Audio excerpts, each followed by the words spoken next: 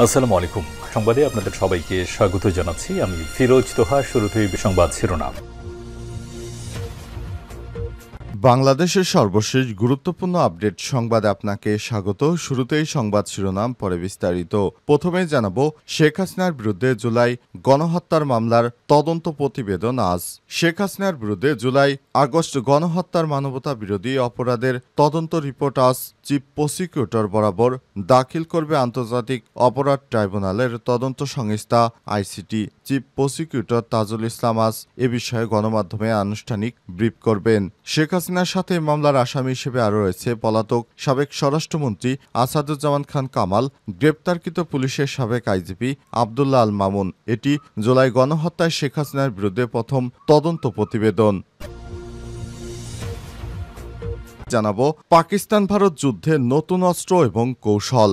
উপমহাদেশে নতুন এক যুদ্ধের রূপ দেখল পৃথিবী। এবার পাক ভারত সংঘাতে প্রথাগত যুদ্ধের বদলে নতুন নতুন অস্ত্র ব্যবহার করেছে পাকিস্তান। এতেই ধরাশায়ী হয়েছে নরেন্দ্র মোদীর অহংকার। তার গর্বের সেই রাফায়েল যুদ্ধ বিমান 5টিকে ভূপাতিত করেছে পাকিস্তানের যোদ্ধারা। এছাড়াও S-400, যার একটির বাজার মূল্য 1,500 কোটি টাকা, সেটিও ধ্বংস করে দিয়েছে পাকিস্তান। তার সাথে রয়েছে ইসরায়েলের তৈরি অত্যাধুনিক ড্রোন, সেগুলো পাকিস্তানের সেনাবাহিনী ধ্বংস করে দিয়েছে। এতেই নরেন্দ্র মোদী হিন্দুত্ববাদী সরকার চোখে মুখে অন্ধকার দেখছে। এরপর জানাবো, ভারত পাকিস্তান সীমান্তে গোলাগুলি, ভারতের বিমান বাহিনীর কর্মী নিহত। পাকিস্তানের ছোড়া গোলার আঘাতে ভারতীয় বিমান বাহিনীর চিকিৎসা কর্মী নিহত হয়েছে। আজ জম্মু কাশ্মীরে এই ঘটনা ঘটে। বিষয়টি নিশ্চিত করেছে ভারতের সেনা দপ্তর।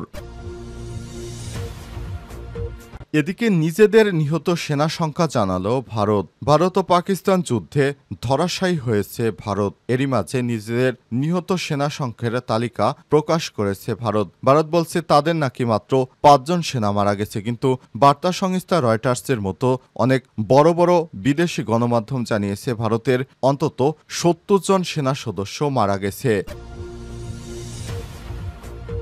এবারে জানাবো, ভারতে এক নিমিষেই প্রাণ গেল 13 জনের। ভারতের ছত্তিশগড়ের রায়পুর একটি কার্গোবাহী ট্রাক ও ট্রাকের মধ্যে সংঘর্ষে 13 জন নিহত হয়েছে। নিহতদের মধ্যে 6 জন নারী, 4 জন শিশু রয়েছে। এই ঘটনায় 11 জন আহত হয়েছে বলে জানিয়েছে পুলিশ।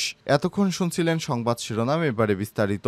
তবে তার আগে বন্ধুরা, অনুরোধ থাকবে সংবাদটিতে একটি লাইক দিন। এই চ্যানেলে আপনি নতুন হয়ে থাকলে আমাদের সংবাদটি দেখতে দেখতে চ্যানেলটি সাবস্ক্রাইব করে রাখুন। কমেন্ট করে বন্ধুরা আপনার মূল্যবান মতামত জানিয়ে দিন আপনি বিশ্বের কোন দেশ থেকে বা বাংলাদেশের কোন স্থান থেকে আমাদের সংবাদটি দেখছেন এবং শুনছেন। আর বন্ধুরা, ভারত পাকিস্তান যুদ্ধে আপনি কোন দলকে সমর্থন করেন কমেন্ট করে বিশ্ববাসীকে জানিয়ে দিন। আপনি যদি পাকিস্তানকে সমর্থন করে থাকেন পাকিস্তান জিন্দাবাদ লিখুন, আর ভারতকে সমর্থন করে থাকলে জয় হিন্দ লিখে কমেন্ট করে বিশ্ববাসীকে জানিয়ে দিন। এবারে বিস্তারিত।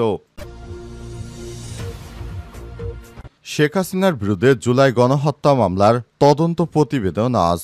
শেখ হাসিনার বিরুদ্ধে জুলাই আগস্ট গণহত্যার মানবতা বিরোধী অপরাধের তদন্ত রিপোর্ট আজ চিফ প্রসিকিউটর বরাবর দাখিল করবে আন্তর্জাতিক অপরাধ ট্রাইব্যুনালের তদন্ত সংস্থা ICT. Chief prosecutor Tajul Islam আজ দুপুরে বিষয়টি গণমাধ্যমে আনুষ্ঠানিকভাবে ব্রিফ করেছেন। শেখ হাসিনার সাথে এই মামলায় আসামি হিসেবে আরও আছেন পলাতক সাবেক স্বরাষ্ট্রমন্ত্রী আসাদুজ্জামান খান কামাল, গ্রেপ্তারকৃত পুলিশের সাবেক আইজিপি আবদুল্লাহ আল মামুন। এটাই জুলাই গণহত্যায় শেখ হাসিনার বিরুদ্ধে প্রথম তদন্ত প্রতিবেদন।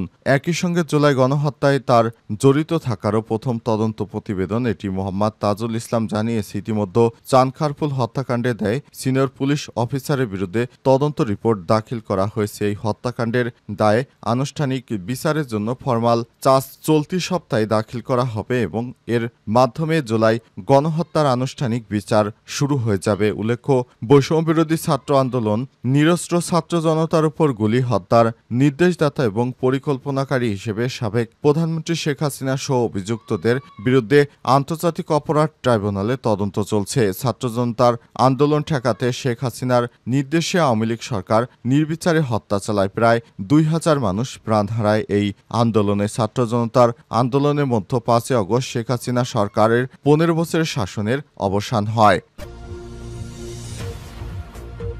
পাকিস্তান ভারত যুদ্ধের নতুন অস্ত্র এবং কৌশল। উপমহাদেশের নতুন এক যুদ্ধের রূপ দেখল পৃথিবী। এবারের পাক ভারত সংঘাতে প্রথাগত যুদ্ধের বদলে ব্যবহার করা হয়েছে নতুন অস্ত্র এবং কৌশল। মাত্র 3 দিনের সীমিত আকারে যুদ্ধ ধরাশয়ী হয়েছে ভারতের অহংকার।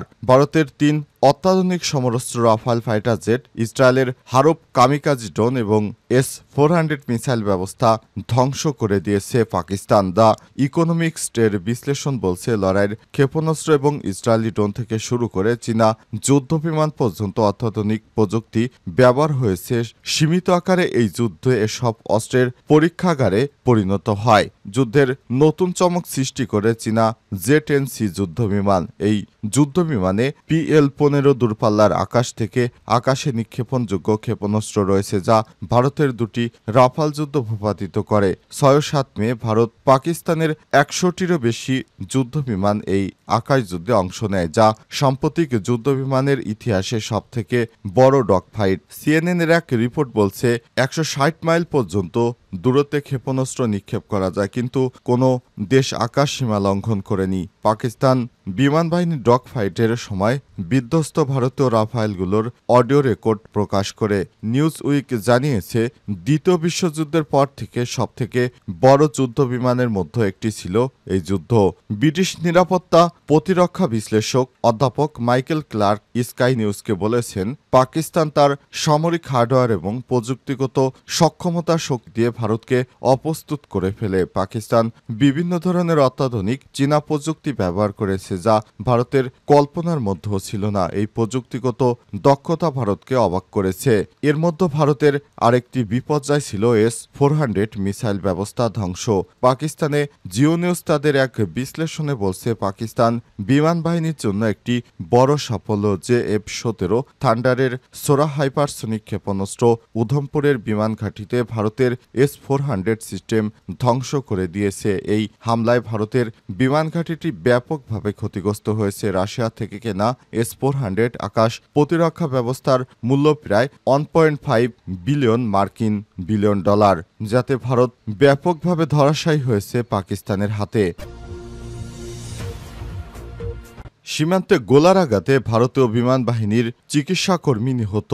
পাকিস্তানের ছোড়া গোলার আঘাতে ভারতীয় বিমান বাহিনীর এক চিকিৎসাকর্মী মারা গেছে। আজ জম্মু কাশ্মীর সীমান্তে উধমপুরে এই ঘটনা ঘটে। বিষয়টি নিশ্চিত করেছে দেশটির সেনা সদর দপ্তর। নিহত ওই চিকিৎসাকর্মীর নাম সুরেন্দ্র কুমার মোগা। তার বাড়ি ভারতের রাজস্থানের ঝুনঝুনুরে। 14 বছর ধরে দেশটির বিমান বাহিনীতে কর্মরত ছিলেন তিনি। উধমপুর বাহিনীর 39 উইংয়ের সদস্য ছিলেন সুরেন্দ্র। তার চাচা সুভাষ মোগা জানিয়েছে, ছোটবেলা থেকেই সেনায় যোগ দেওয়ার আগ্রহ ছিল সুরেন্দ্রর। বাড়িতে আসলেই এলাকায় তরুণ যুবকদের সেনাবাহিনীতে যোগদানে উৎসাহ দিতেন তিনি। অত্যন্ত প্রাণোচ্ছল এবং পরোপকারী ছিল তার ভাতিজা। তিনি আরও জানান, গত এপ্রিলে ছুটিতে বাড়ি আসেন সুরেন্দ্র। পরিবারের সঙ্গে কিছুদিন সময় কাটিয়ে 15 এপ্রিল আবার কাজে যোগ দেন। সম্প্রতি নতুন একটি বাড়িও বানিয়েছেন তিনি। সুরেন্দ্রর বাবা শিশুপাল CRPK ছিলেন। তার স্ত্রী এবং 2 সন্তান রয়েছে বাড়িতে। সন্তানদের মধ্যে একজনের বয়স 8 বছর, একজনের বয়স 5। মৃত্যুর সংবাদ পেয়ে অসুস্থ হয়ে পড়েন তার স্ত্রী সীমা। পরে তাকে হাসপাতালে ভর্তি করা হয়েছে। সুরেন্দ্র বর্তমানে তার লাশকে তার বাড়িতে পৌঁছে দেওয়া হবে এমন পদক্ষেপ গ্রহণ করেছে ভারতীয় সেনাবাহিনীর সদস্যরা। তার লাশ কাশ্মীর থেকে আনা হচ্ছে নিজ বাড়িতে। নিজেদের সেনা নিহতের সংখ্যা জানালো ভারত।